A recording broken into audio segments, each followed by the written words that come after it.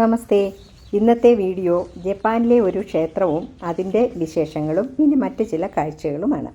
ജപ്പാനിലെ ടോക്കിയോയിൽ സ്ഥിതി ചെയ്യുന്ന ഒരു പ്രസിദ്ധമായ ക്ഷേത്രമാണ് ഗോട്ടോകുജി ക്ഷേത്രം. ഇവിടെ മനേക്കി നെക്കോ എന്ന പേരിൽ അറിയപ്പെടുന്ന ഭാഗ്യപൂച്ചകളുടെ പ്രതിമകളുടെ വലിയൊരു ശേഖരം തന്നെയുണ്ട്.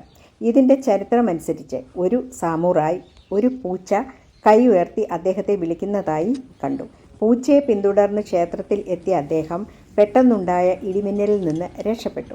പിന്നീട് ഇത് ഭാഗ്യപൂച്ചകളുടെ ജന്മസ്ഥലമായി അറിയപ്പെട്ടു. മനേക്കി നെക്കോ എന്ന പ്രതിമകൾ, അതായത് ഭാഗ്യപൂച്ചകളുടെ പ്രതിമകൾ ക്ഷേത്രത്തിലെ പ്രധാന ആകർഷണമാണ്. ഇവിടെ ആയിരക്കണക്കിന് ചെറുതും വലുതുമായ പൂച്ചകളുടെ പ്രതിമകൾ കാണാം.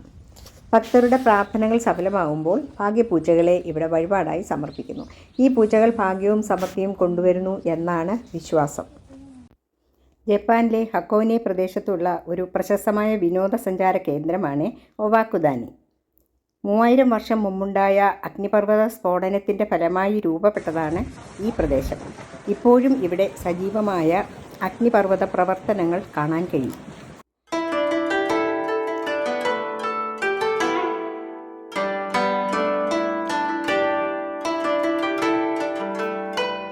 കറുത്ത മുട്ടകൾ ഇവിടുത്തെ ഒരു പ്രത്യേക വിഭവമാണ്.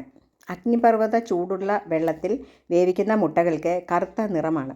ഇത് കഴിച്ചാൽ ആയുസ്സും ആരോഗ്യവും കൂടുമെന്ന് ഒരു വിശ്വാസവുമുണ്ട്. ഹക്കോനെ റോപ്പ് വേ വഴി ഇവിടുത്തെ മനോഹര ദൃശ്യങ്ങൾ ആസ്വദിക്കാം. മുകളിലെത്തിയാൽ മൗണ്ട് ഫുജിയുടെ ആകർഷക ദൃശ്യങ്ങൾ കാണാം.